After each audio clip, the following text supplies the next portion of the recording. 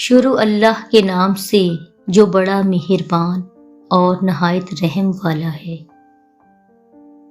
مریم نے حال ہی میں اپنی تعلیم مکمل کی تھی۔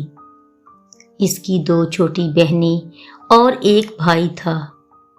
مریم چاہتی تھی کہ وہ جاب کر کے اپنے والدین کی مدد کرے، لیکن اس کے ابو کو لڑکیوں کا جاب کرنا پسند نہیں تھا۔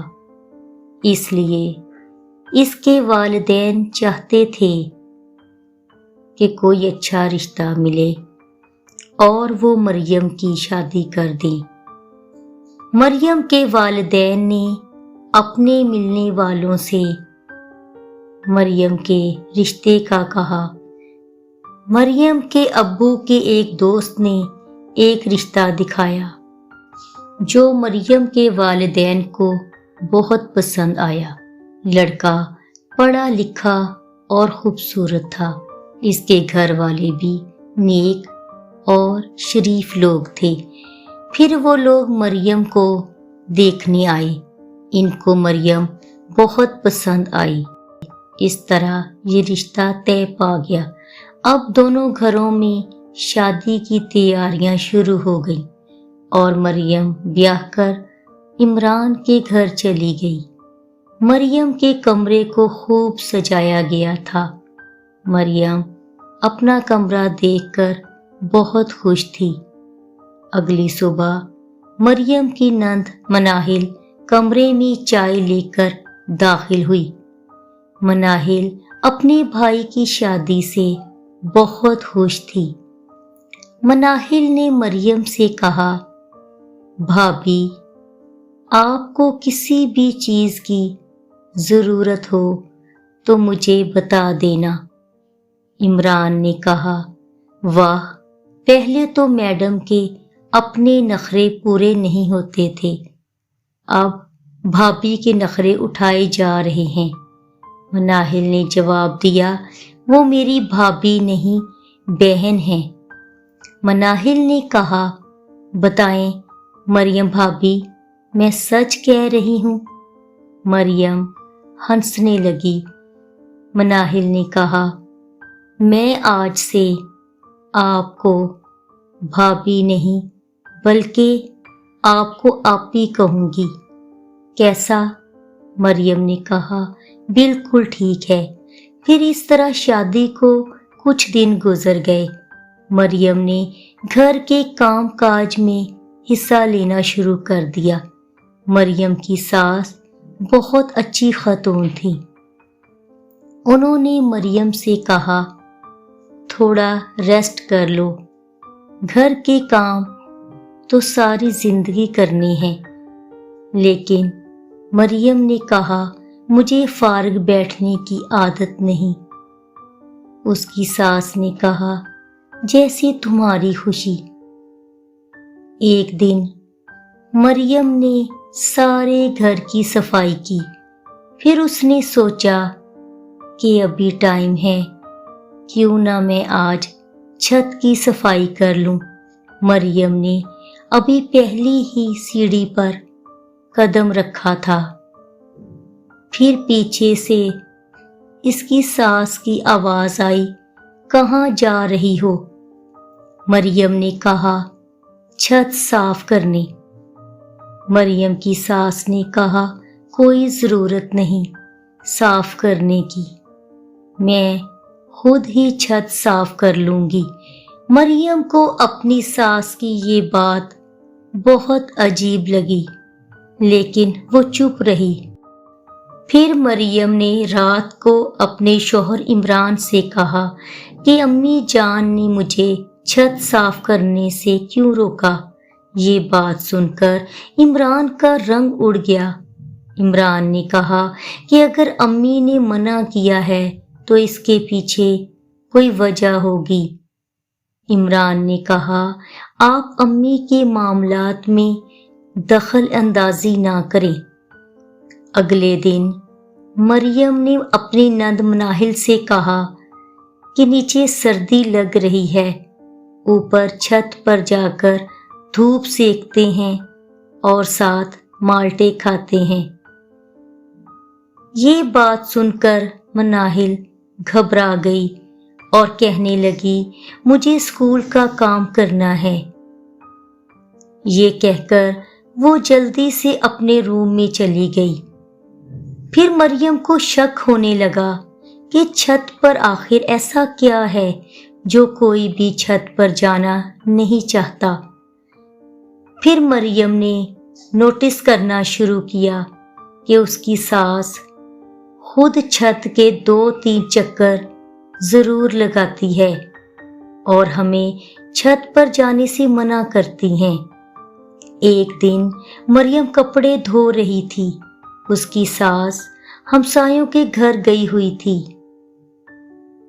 مریم نے صحن میں رسی پر کپڑے ڈالے لیکن پھر بھی کپڑے بچ گئے۔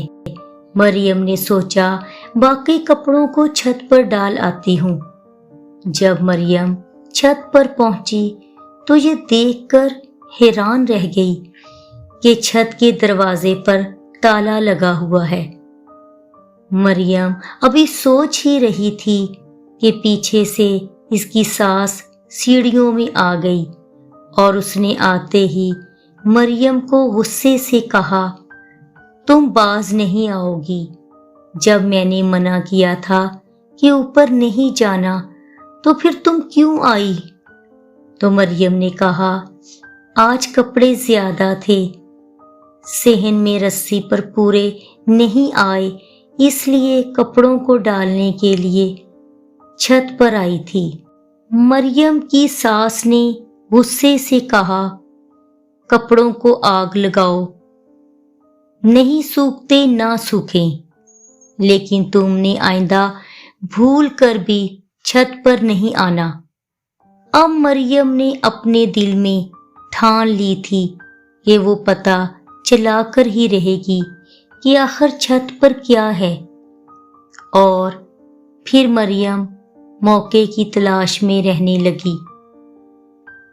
اور پھر قدرت نے مریم کو موقع دے دیا۔ ایک دن مریم کے سسر کی طبیعت اچانک بہت خراب ہو گئی۔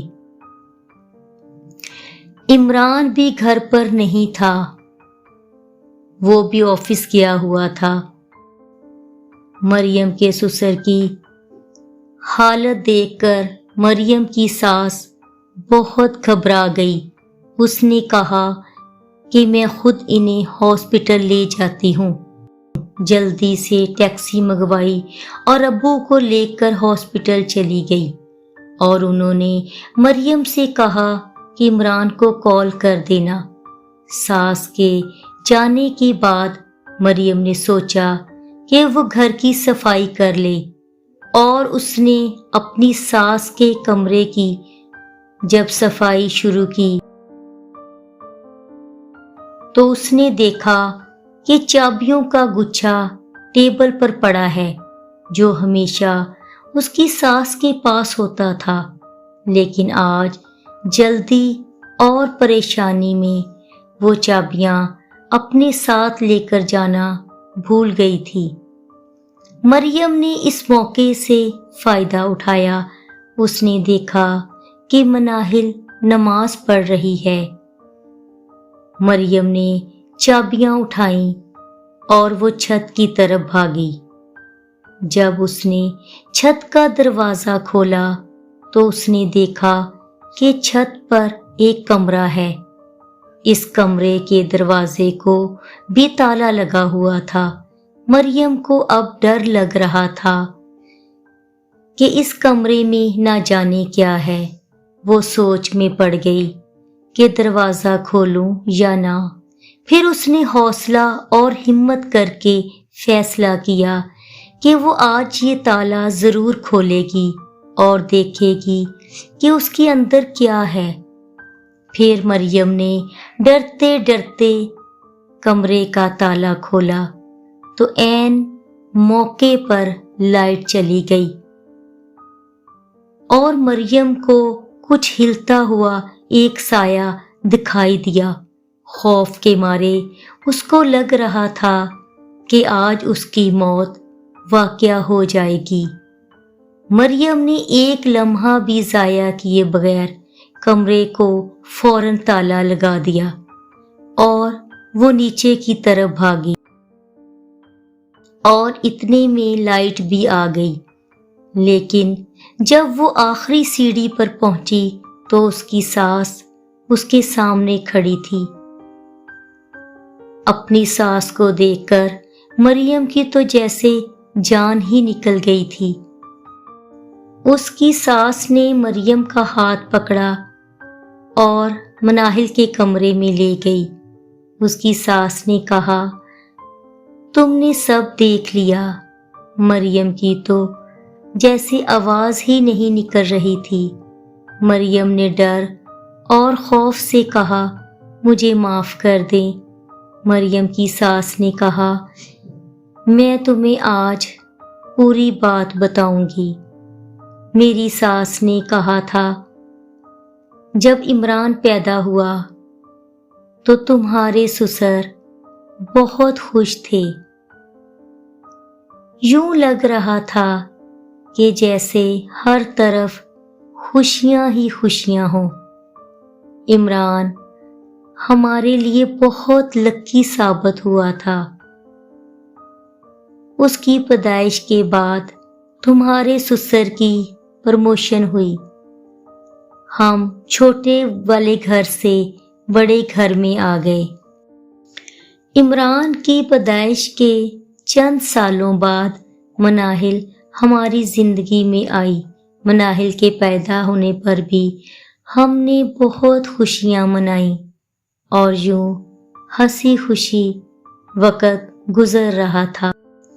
مناہل کے پیدا ہونے کے کچھ سالوں بعد اللہ نے ہمیں پھر بچہ دیا، لیکن اس بچے کی پیدائش پر نہ تو کوئی خوش ہوا اور نہ کوئی خوشی منائی گئی، کیونکہ وہ بچہ نہ لڑکا تھا نہ لڑکی، بلکہ ایک تیسری جنس تھی۔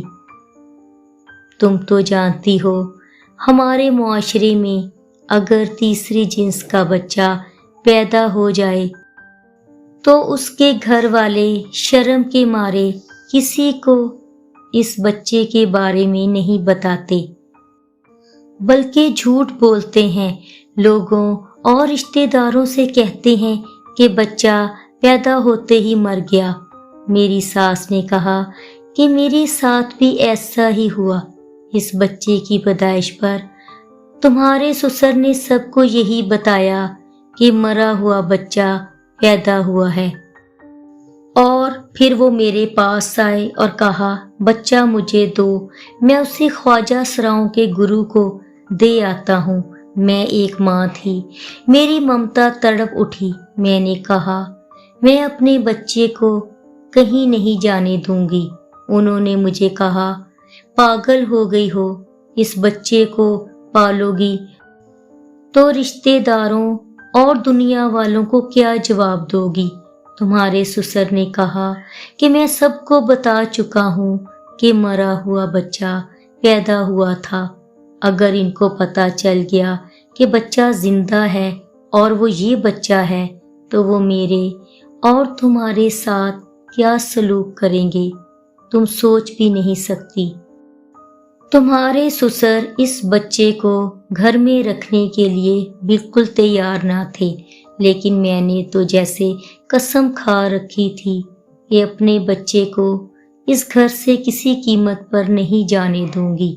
میری کچھ سمجھ میں نہیں آ رہا تھا کہ میں کیا کروں۔ جب میں نے دیکھا کہ تمہارے سسر ضد پر اڑے ہوئے ہیں تو میں نے ان سے کہا، مجھے طلاق چاہیے۔ یہ سن کر تمہارے سسر حیران رہ گئے۔ پھر تمہارے سسر نے کچھ دیر سوچا۔ اس وقت عمران اور مناہل ابھی چھوٹے تھے۔ پھر تمہارے سسر نے میرا جنون دیکھ کر کہا کہ یہ کسی صورت نہیں مانے گی، تو پھر انہیں میری بات ماننی پڑی۔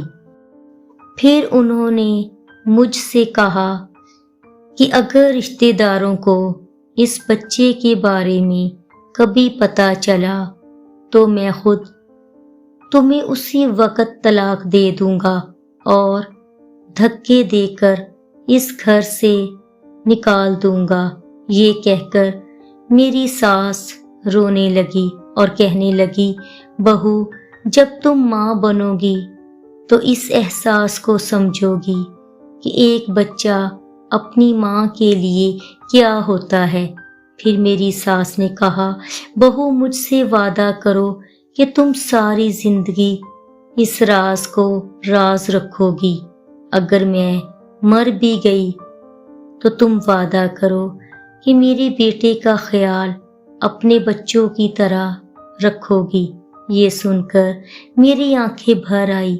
میں نے کہا، میں وعدہ کرتی ہوں میں ہمیشہ آپ کے بیٹے کا خیال اپنے بچوں کی طرح رکھوں گی اور اسے ہمیشہ دنیا والوں کی بری نظروں سے بچاؤں گی۔ یہ سن کر میری ساس خوش ہو گئی اور مجھے گلے سے لگا لیا۔ اگر آپ کو میری یہ ویڈیو پسند آئی ہو تو پلیز میرے چینل کو سبسکرائب کریں اور بیل آئیکن کے بٹن کو ضرور پریس کریں تاکہ میری ہر نئی ویڈیو کا نوٹیفیکیشن آپ کو سب سے پہلے ملے۔ شکریہ۔